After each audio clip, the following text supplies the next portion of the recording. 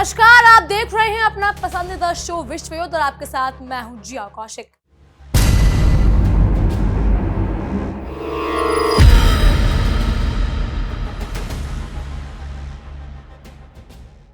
पश्चिम Asia का आसमान इस वक्त उस खौफनाक बारूदी गंध से लथपथ है जहां शांति की हर सफेद झंडी अब कफन के टुकड़ों जैसी नजर आ रही है। अमेरिका और ईरान के बीच चल रहा ये शह मात का खूनी खेल अब महज कूटनीति का हिस्सा नहीं रह गया, बल्कि तीसरे विश्व युद्ध की उस काली पटकथा का पहला अध्याय लिख रहा है जिसे पूरी दुनिया दहशत भरी आंखों से देख रही है। इस्लामाबाद की सरजमी पर जो शांति वार्ता का सफेद झूठ बुना गया था वो महज 21 घंटों की खींचातान के बाद ताश के पत्तों की तरह ढह गया, जिससे ये बात आईने की तरह साफ हो गई कि नीम हकीम खतरे जान, अर्थात बिना ठोस नियत और बिना किसी ठोस आधार की गई बातचीत केवल विनाश को निमंत्रण देने का जरिया बनती है। दुनिया के स्वयंभू थानेदार और लोकतंत्र के ठेकेदार अमेरिका ने एक बार फिर दुनिया के सामने ये सच पेश कर दिया कि उसकी शांति की अपील केवल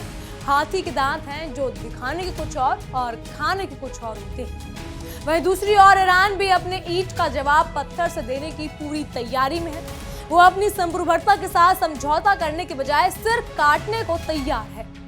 इस पूरे हंगामे में पाकिस्तान की भूमिका उस बेगानी शादी में अब्दुल्ला दीवाना जैसी रही जो खुद कंगाली की दलदल में गले तक डूबा हुआ है। कटोरा हाथ में है, लेकिन दुनिया में जो परमाणु शक्ति संपन्न दिग्गजों के बीच पंच बनकर अपनी गिरती हुई शाख को बचाने की नाकाम और हास्यास्पद जरूरत कर रहा है। डोनाल्ड ट्रंप की व्हाइट हाउस में वापसी ने वैश्विक राजनीति के दहकते हुए हवन कुंड में वो आग में घी डालने का काम किया है जिसकी तपन तेहरान के सत्ता गलियारों से लेकर बीजिंग और मॉस्को के रक्षा मंत्रालय तक साफ महसूस की जा रही है। ट्रंप का अंदाजा आज भी वही पुराना है, अजियल और समाजवादी, पर मेरी लाठी मेरी भैंस वाली कहानी आज भी ट्रंप लेकर चलते हैं।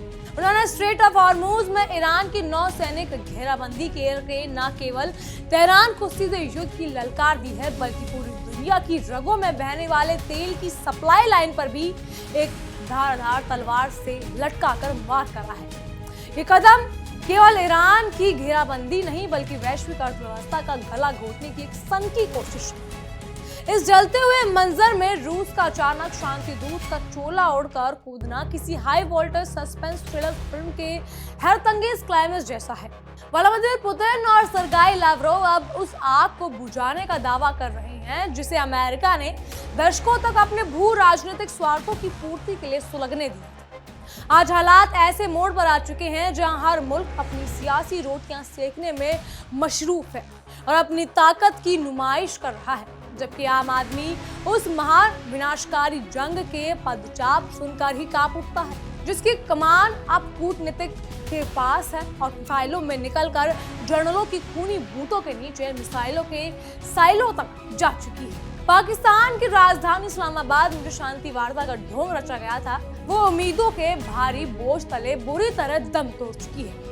अमेरिका वहां अपनी सुपर पावर वाली अकड़ दिखाने पहुंचा था, जबकि पाकिस्तान अपनी उजड़ी हुई शाख और फटे हुए दामन को पेच लगाने के लिए कोशिश बार बार और बगल में झांक रहा था। 21 घंटे की लंबी माथापच्ची और चाय बिस्कुट के दौरान हुई हासिल इस सिफर का कुछ भी अंत नहीं निकला। ये पाकिस्तान की मध्यस्थता पर अमेरिका को रत्ती भर भी भरोसा नहीं था और ईरान को अमेरिका की बदनीयत पर पूरा शक था। ये पूरी कायावाद खोदा पहाड़ और निकली चूहिया वाली कहावत को चर्चित कर गई, जहां शांति के नाम पर केवल समय की बर्बादी की गई। डोनाल्ड ट्रंप ने अपने पुराने फतरत को दोहराते हुए आस्तीन के सांप की तरह ईरान के सबसे सामरिक बंदरगाह की नौसैनिक घेराबंदी कर दी है। व्हाइट हाउस की प्रेस ब्रीफिंग में जो हुंकार निकली है उसमें साफ कहा गया कि अगर ईरान की कोई छोटी सी या फिर तेज रफ्तार नौका अमेरिकी जंगी जहाज के साए के करीब भी पहुंची तो उसे बिना किसी चेतावनी के मिटिया मिट कर दिया जाएगा। ट्रंप दुनिया को ये सख्त संदेश देना चाहते हैं कि समुद्र के इस सबसे महत्वपूर्ण व्यापारिक गलियारों पर सिर्फ और सिर्फ उनकी हुकूमत का झंडा चलेगा, चाहे इसके लिए खाड़ी का पानी बेगुनाहों के खून से ही लाल क्यों न हो जाए। उधर ईरान का सबसे वफादार और खूंखार सिपहसाल हिजबुल्ला अब आग बबूला होकर खुलेआम मैदान में उतर गया है। संगठन के प्रमुख नईम कसीम ने लेबनान सरकार को दो टूक लिहाजे में चेतावनी दी है कि इजराइल जैसे जहरीले और मक्कार दुश्मन के साथ किसी भी मेज पर बैठना अपने पैरों पर कुल्हाड़ी मारने जैसा आत्मघाती कदम होगा। हिजबुल्ला का साफ मानना है कि जो मसले गोलियों और धमकियों से हल होने चाहिए, उन्हें कूटनीतिक बोलियों से हल करना बुजदिली है। वो 2 मार्च से जारी इस खूनी संघर्ष को उसके तथाकथित और विनाशकारी अंजाम तक ले जाने की कसम खा चुके हैं। इन्हीं सब पर देखिए हमारी एक खास पेशकश। इस बीच खबरें लगातार आ रही हैं, लेकिन आपको सबसे पहले ये बताते हैं कि आगे अब क्या होने वाला है। दरअसल इसका सबसे ज्यादा जो असर है वो वैश्विक सप्लाई पर पड़ने वाला है। इसकी वजह से वैश्विक सप्लाई धीमी हो सकती है। समुद्री व्यापार में बीमा लागत बढ़ सकती है, जो अभी भी बढ़ी हुई नजर आती है। शेयर बाजार में गिरावट आने की आशंका है। इसके साथ ही जो विकासशील देशों के लिए ये संकट और भी ज्यादा गहरा सकता है अगर ऊर्जा का ये खेल इसी तरीके से चलता रहता है, ऊर्जा का व्यापार इसी तरीके से प्रभावित होता है, तो विकासशील देशों पर इसका सबसे ज्यादा असर देखने को मिलेगा। खबर यह है कि ईरान का अमेरिका पर तंज देखने को मिला है। वीडियो के माध्यम से अमेरिका पर यह तंज कसा गया है। आपको बताएं कि ईरान ने एक और वीडियो जारी कर दिया है, अमेरिका को घेरा है। अमेरिका पर तंज कसे हुए हॉर्मुज पर नाकेबंदी को लेकर के उनकी तरफ से यह तंज कसा गया है। उन्होंने कुछ इस तरीके से एआई का वीडियो जारी किया है, जिसमें एक गेम के माध्यम से वो ये दिखाने का प्रयास कर रहे हैं कि डोनाल्ड ट्रंप आते हैं और कोशिश करते हैं कि हॉर्मुज में वो अपने झंडे गाड़ दे, लेकिन ईरान की सेना भी उसी तरीके से आगे बढ़ती है। ईरान का झंडा आप देख सकते हैं, ये एक गेम बना करके उन्होंने दरअसल एक तंज कसने की कोशिश की है, जिसमें वो अमेरिका के जहाज को डुबो देता है, उसे पूरी तरीके से खत्म कर देता है और ये सब कुछ ईरान अपने गोला बारूद का इस्तेमाल करके करता है। दूसरी तरफ जो आप देख रहे हैं तस्वीर, ये तस्वीर यूएसए के विमान की है, जिससे निशाना ये ईरान का विमान है उससे बनाते हुए दिखाया गया है। ईरान के जो सैनिक हैं वो खुश नजर आ रहे हैं। अब ये तस्वीरें एक बार फिर से आपको दिखा देते हैं कि आखिरकार कैसे एआई का इस्तेमाल करके ये वीडियो गेम के माध्यम से कर रहे हैं। मेक अमेरिका ग्रेट अगेन की एक कैप पहना दी गई है डोनाल्ड ट्रंप को, जिनकी तरफ से ये आदेश जारी किया जा रहा है कि हॉर्मुज में अमेरिका की जो सेना है वो आगे बढ़े। अब अमेरिका की सेना आगे बढ़ने का प्रयास जरूर करती है, लेकिन दूसरी तरफ ईरान की जो सेना है वो उसे घेर लेती है। वीडियो गेम के माध्यम से भी इस पूरी लड़ाई को वो लड़ने का प्रयास करते हुए नजर आ रहे हैं। ये हालांकि प्रोपेगेंडा वॉर है, लेकिन ये इसी तरीके से चलती है जब दूसरे देश को उसकी जगह दिखानी होती है, और यही ईरान इस पूरे युद्ध में बार बार करते हुए नजर आ रहा है। खबर यह है कि यूरोप में अमेरिका को एक और बड़ा झटका लगा है। हंगरी में चुनाव हार गए हैं विक्टर ऑर्बन। यूरोप में अमेरिका को बड़ा झटका लगा है कि हंगरी में विक्टर ऑर्बन चुनाव हारे हैं। लोगों ने पोस्टर लगा करके माग्यार की जीत का जश्न मनाया है।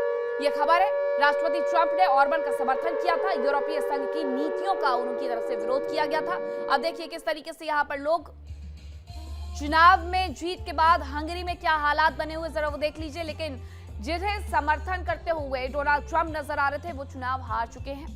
ये एक झटका भी है यूरोपीय संघ को लेकर के। अमेरिका को एक ये बड़ा झटका लगा है। अमेरिका को लगा था कि वो अपनी नीतियों के हिसाब से हंगरी को राजी कर लेगा, लेकिन हंगरी में उसके उलट पुलट कुछ और ही खेल हो गया है। हंगरी से ये बेहद शानदार तस्वीरें आ रही हैं, जहां लोग चुनाव जीतने के बाद कुछ इस तरीके से सड़कों पर उतर करके जश्न मनाते हुए नजर आ रहे हैं। ये पीटर माग्यार हैं जिन्होंने जीत दर्ज की है, और पीटर माग्यार की जीत का जश्न मनाया जा रहा है। दूसरी तरफ राष्ट्रपति ट्रंप की तरफ से ऑर्बन का समर्थन किया गया था, जो कि यूरोपीय संघ की नीतियों का विरोध करते हुए नजर आ रहे थे। लेकिन अब अमेरिका के लिए ये एक और बड़ा झटका साबित हुआ है, क्योंकि उनके साथ ना तो नेटो खड़ा हुआ है, ना ही यूरोपीय कंट्रीज खड़ी हुई हैं इस पूरे युद्ध के दौरान।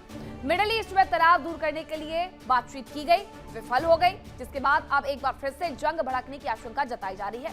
लेकिन इन सब के बीच में राष्ट्रपति पुतिन मध्यस्थ की भूमिका में नजर आ सकते हैं।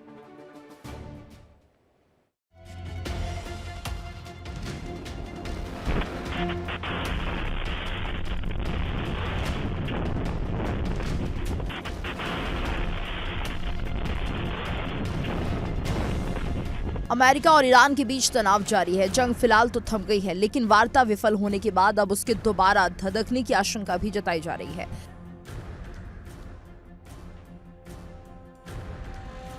इस बीच खबर है कि ईरान का पुराना सहयोगी रूस मध्यस्थता कर सकता है। बताया जा रहा है कि राष्ट्रपति पुतिन ने अमेरिका और ईरान के बीच मध्यस्थता की पेशकश की है। पुतिन ने ईरान के राष्ट्रपति मसूद पेजेश्कियान से फोन पर बातचीत के दौरान ये पेशकश की। बताया जा रहा है कि पुतिन ने ईरान के राष्ट्रपति मसूद पेजेश्कियान से कहा कि वो मिडिल ईस्ट में शांति लाने की कोशिशों में मदद करने के लिए तैयार हैं।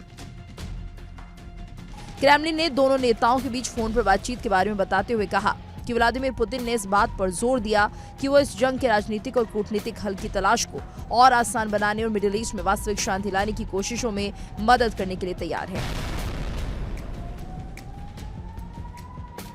दरअसल पाकिस्तान में अमेरिका और ईरान के बीच वार्ता विफल हो गई और इसे लेकर अमेरिका ने दावा किया कि ईरान ने न्यूक्लियर हथियार का रास्ता छोड़ने से मना कर दिया। ईरान के न्यूक्लियर प्रोग्राम, हॉर्मुज़ स्ट्रेट पर कंट्रोल और तेहरान की बैलिस्टिक मिसाइल क्षमताओं को लेकर दोनों पक्षों के बीच मतभेद पैदा हो रहे हैं। उधर ईरानी प्रतिनिधिमंडल के प्रमुख मोहम्मद बाघेर गालिबफ ने कहा कि यूएस ईरान का भरोसा जीतने में नाकाम रहा, जबकि ईरान ने बिल्कुल ठीक मांगे रखी थी। रूस ने मध्यस्थता की पेशकश की, साथ ही आरोप लगाया कि अमेरिका ईरान से एक काल्पनिक खतरे का इस्तेमाल अपने संवैधानिक सिस्टम को खत्म करने के बहाने के तौर पर कर रहा है और कहा कि ईरानियों से उनके नेताओं से सत्ता छीनने की अमेरिका की अपील बेहद निंदनीय और अमानवीय थी।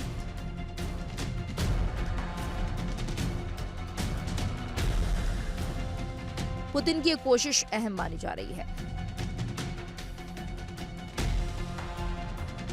क्योंकि पुतिन राष्ट्रपति ट्रंप के करीबी माने जाते हैं। यूक्रेन के साथ समझौते में भी ट्रंप ने जो प्लान पेश किया था वो प्रो रूस माना जा रहा था।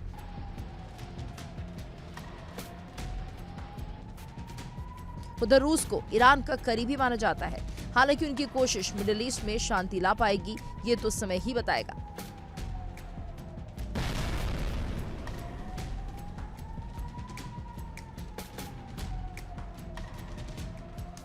जैसे ही अमेरिका ने दबाव और धमकियों का खेल शुरू किया, रूस ने भी अपने सियासी बिसात पर मोहरे चलने शुरू कर दिए। विदेश मंत्री सरगाई लैवरोव ने ईरान के विदेश मंत्री को फोन करके पुख्ता संदेश दिया कि संकट की इस घड़ी में मॉस्को की ढाल तेहरान के साथ मजबूती से खड़ी है।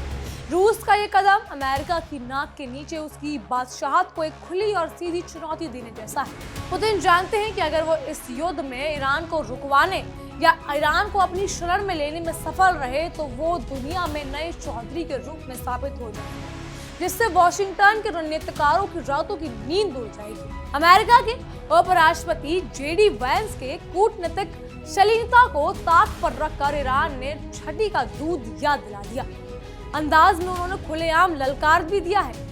उन्होंने पाकिस्तान की मिट्टी पर पैर रखते हुए अपने असली रंग दिखा दिए और साफ कर दिया कि अब अमेरिका की बर्दाश्त का प्याला लबालब हो चुका है। जेडी के मुताबिक अब आगे बढ़ने की पूरी जिम्मेदारी ईरान के कंधों पर है। या तो वो परमाणु हथियार का मुंह छोड़कर घुटनों के बल आ जाए या फिर अमेरिकी टॉमहॉक मिसाइलों का स्वागत करने के लिए अपनी छाती तैयार कर ले। अमेरिका अब किसी भी कीमत पर मीठी मीठी बातों के मूड में कतई नहीं है। सऊदी अरब की सांप सचुंदर वाली हालात इस समय बेहद नाजुक खड़ी हुई है। इस पूरे भू राजनीतिक तनाव में अगर सबसे ज्यादा किसी की जान हलक में अटकी है तो वो है सऊदी अरब। सऊदी अरब को बखूबी पता है कि अगर हॉर्मुज़ के मुहाने पर युद्ध का तूफान उठा तो उसकी तेल आधारित विशालता भरी अर्थव्यवस्था मिट्टी में मिल जाएगी। सऊदी प्रशासन अब पर्दे के पीछे से ट्रंप के आगे मिन्नतें कर रहा है कि वो घेराबंदी हटा ली जाए, क्योंकि उन्हें डर है कि अगर ईरान ने पलटवार किया तो उनके तेल निर्यात के वैकल्पिक मार्ग भी जलकर राख हो जाएंगे। सऊदी के हालात आगे कुआं पीछे खाई जैसी हो गई है, जहां वो ना अमेरिका को छोड़ सकता है और ना ही ईरान की सीधी दुश्मनी को मोल ले सकता है। अब तक इस मामले में चुप्पी साधे बैठे चीन ने भी अब अपनी दहाड़ सुना दी है। चीन ने अमेरिका को साफ चेतावनी दी है कि वो हवा दिखाने की कोशिश ना करें और ईरान के साथ चीन के रणनीतिक संबंधों में अपनी नाक न अड़ाएं। चीन के रक्षा मंत्री ने बेहद सख्त शब्दों में कहा है कि विशाल जहाज हॉर्मुज़ से गुजरते रहेंगे और वो अपनी ऊर्जा सुरक्षा के साथ किसी भी किस्म का खिलवाड़ बर्दाश्त नहीं करेंगे। चीन का ये नया रुख अमेरिका के लिए एक ऐसा सिरदर्द है जिसे वो ना केवल निगल सकता है और ना ही उगल सकता है, क्योंकि चीन के आर्थिक हितों से टकराना अमेरिका के लिए भारी पड़ेगा। एक तरफ सरहदों पर तोपें आग उगल रही हैं, तो दूसरी तरफ अमेरिका की संदिग्ध मध्यस्थता में इजरायल और लेबनान के राजदूतों की मुलाकात भी खबरें तैयार हो चुकी है। यह पूरी कायावाद ऊपर से फिट अंदर से खिटपिट वाला मामला लग रही है। दशकों से खूनी इतिहास के बाद हो रही यह बातचीत शांति के लिए कम और दुनिया की आंखों में धूल झोंकने के लिए ज्यादा जा रही है। दोनों मुल्कों के बीच नफरत की बुनियादी इतनी गहरी हो चुकी है कि वो एक मेज पर बैठकर कागजों पर दस्तखत करने से दूर एक दूसरों की तरफ देख भी नहीं पा रहे। ईरान भी इस खेल में अपनी जिद का पक्का है। वो अमेरिका की तमाम धमकियों के बावजूद अगली बातचीत के लिए फिर से पाकिस्तान का रुख अपनाना चाहता है, क्योंकि उसे पता है कि पाकिस्तान जिसे लाचार मुल्क में वो घरेलू आराम और सुरक्षात्मक माहौल मिलेगा जो उसे किसी भी पश्चिमी मुल्क में कभी नहीं मिल सकता। वहीं अमेरिका किसी ऐसी जगह की तलाश कर रहा है जहां वो अपनी चौधराहट और सुरक्षा को बेहतर मुजाही कर सके। जगह इस ईगो वाली लड़ाई ने असल में मुद्दों से बहुत पीछे धकेल दिया है। अंतर्राष्ट्रीय मीडिया की माने तो गुरुवार को बातचीत का एक और दौर शुरू हो सकता है, लेकिन जिस तरह से दोनों पक्षों में अपनी बयान से लेकर तलवारों तक बाहर निकाल रखी है, उसे देखकर किसी को भी यकीन नहीं होगा कि इस बैठक में कोई अमृत निकलेगा। ये बातचीत भी केवल समय काटने सी एक और कूटनीतिक चाल लग रही है, जहां दोनों पक्ष अपनी अपनी सेनाओं को अंतिम हमले के लिए तैयार होने का कीमती वक्त दे रहे हैं। शांति की यह कोशिश केवल एक आई वॉश यानी आंखों में धूल झोंकने से ज्यादा और कुछ भी नहीं। आखिर में देखा जाए तो ये पूरा संकट अब घर की मुर्गी दाल बराबर हो गया है। पाकिस्तान या तो धोस दिखाने वाले अहंकारी अमेरिका के बस की बात नहीं है, या फिर ईरान अब अपनी जिद का पक्का है और पाकिस्तान इसमें अपनी आवाम के लिए 2 वक्त की रोटी मांग रहा है। अमेरिका अपनी साम्राज्यवादी अकड़ को और दूसरी ओर दूसरों को कुचलने की फितरत से बाज नहीं आ रहा है, और पाकिस्तान अपनी इज्जत बचाने के लिए दूसरों के फटे टांग में अड़ाकर वैश्विक मंच पर एक बड़ा खिलाड़ी साबित करने की नाकाम कोशिश कर रहा है। अब देखना यह होगा कि क्या ये पटकथा तीसरे विश्व युद्ध का आगाज करेगी या फिर अमेरिका और ईरान एक मेज पर आकर दस्तखत कर देंगे। बहरहाल इन सब पर आपकी क्या राय है हमें कमेंट के जरिए जरूर बताइएगा। फिलहाल के लिए इतना ही। तमाम खबरों के लिए फॉलो कीजिए इंडिया डेली को और देखते रहिए हमारे खास पेशकश विश्व युद्ध।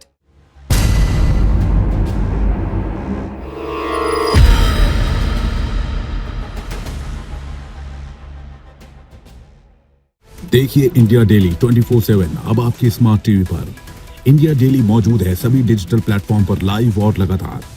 इंडिया डेली 24/7 हर दिन राष्ट्र को समर्पित।